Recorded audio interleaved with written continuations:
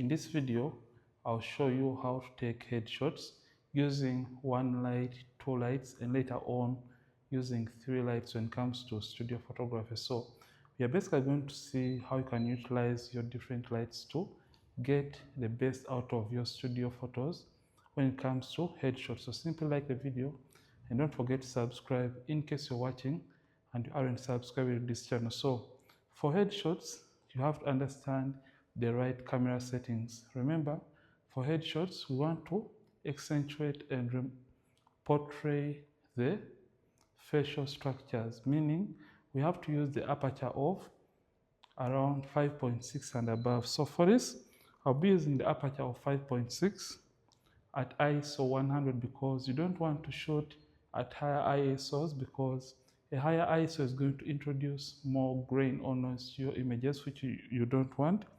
And the shutter speed, we shall be shooting at 1 out of 160th of a second. Basically, that is for the camera settings.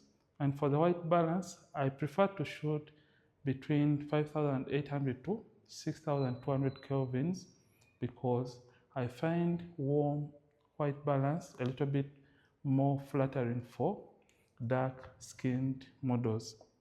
And for the camera setup, I'll be using the Canon 6D using the Tamron 70-200mm f2.8 lens, but remember we shall be shooting at aperture of 5.6 because we want every detail in our headshot to be in focus. That is why we have to shoot at 5.6.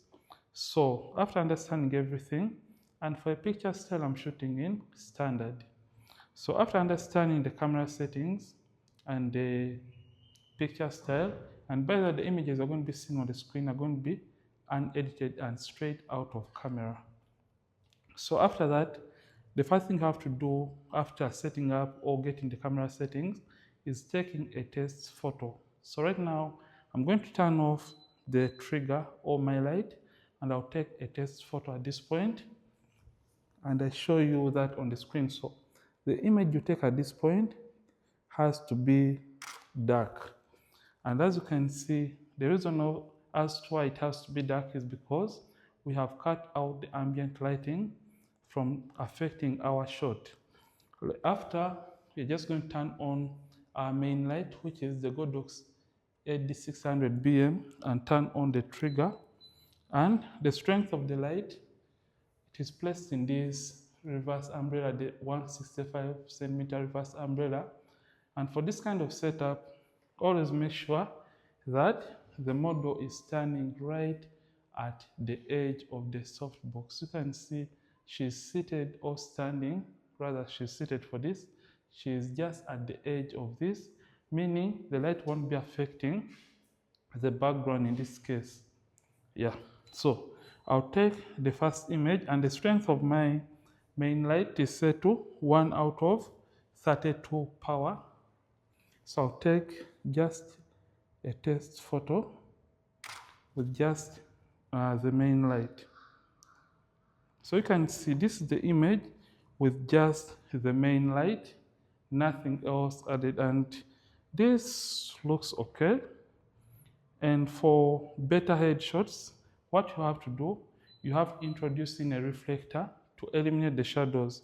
So you can see she has shadows just below her chin because this light is going to be hitting the upper part of her face and is going to cast a little bit of a shadow below here. So in order to eliminate that shadow and to introduce in a little bit more of a catch light, we're just going to come and introduce in our curved reflector. Just come and place it just below here. So what this is going to do, it is going to help us try to bounce light that is coming from this umbrella, and it's going to hit here and it's going to bounce to the subject. So it is going to eliminate the shadow below the chin and create a beautiful catch light in the eyes of our model in this case. So I'm just going to push it a little bit forward like that, and I'll take another image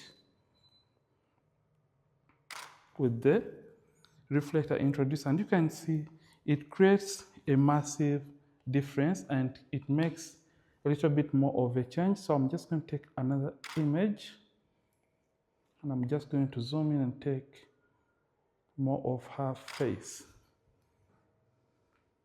So you can see it has created a little bit more of a catch light in the eyes of the subject and has tried to eliminate or reduce on the amount of shadows below the chin. So in order to separate the subject from the background, you're just going to introduce in our second light. So the second light is going to be acting as an edge light or a rim light. So in case you own only a single light, this setup is going to be good for you. But if you own two lights in your studio, this is what you have to do. So I'm just going to come and introduce in our strip box. So this is the strip box that we're going to be using, and it is having the Godox 8600 BM. So I'll just turn it on, and this strip box has a grid attached. So you can see the purpose of this is to prevent light from spilling to other areas and have a little bit of direction. So what I'll do, I'm just going to come and I'll place my strip box right here about 40 degrees, 45, just like that. And it is going to create separation between the model and our background. So I'm just going to take another image after introducing in our strip box. So the purpose of the strip box is to separate the model or the subject from the background. And as you can see, it has created a rim light on the side of the subject. So let me take another image. I like that. With there. So I'll take another one. So you can see we are now trying to build up the image. And you can see the subject is now separated from our background. So in case you want to enhance this and take it a little bit further or a step further, we shall introduce in our third light. So this is the third light and it is a simple speed light, but we have attached a colored gel right here in front of it. So the purpose of this is to change the background color. So I feel like I want to go in for a monochrome kind of setup. Yeah, monochrome is more of the same color for this session. So what I'll do, I just come and I take a test photo. So this is initially our setup.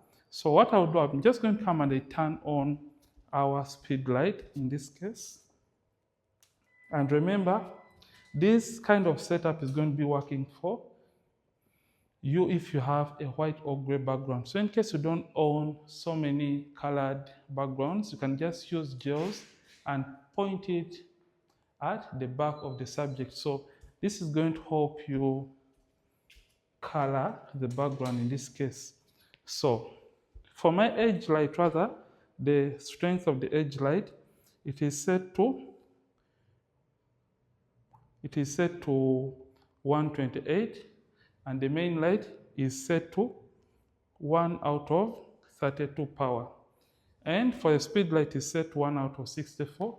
So I'll take a test photo after introducing in our speed light, and you can see it has illuminated the background. And by the way, the reason why I chose that color is because it is matching with her outfit in this case. So we shall have more images for this session, and I hope you enjoy this very session. So let's just have some images. Perfect. Nice. Let me have you change, pause. Yeah, nice. Just look straight into the camera. Yeah, I like that. So I'll just come and have it at a closer one. Don't change it. And have more of the outfit in the shot. Yeah, this is beautiful. Okay, perfect. Get one more. Nice. So let's have another one. Yes. Yeah. Nice. This is perfect. Attitude, no smile. Let me get a closer one for this. Just lower your chin slightly. Yeah, perfect.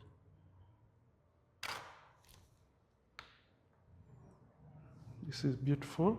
So can I have you turn towards the side a little? No, towards this side. Yeah. And yeah, I like that. Let me get more. Yeah, just place the hand maybe on the earring. On yeah. Can you use both hands instead? No, for the earring, the other side.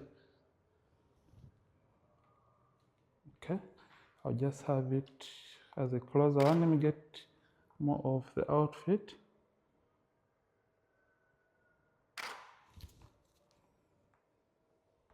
So perfect. So this is how you can utilize your studio lights for your headshots to get perfect images. And I hope you have loved this simple and straightforward video. Don't forget to like the video and don't forget to subscribe if you have been watching and aren't subscribed to this channel. Ronix from Ronix Photography.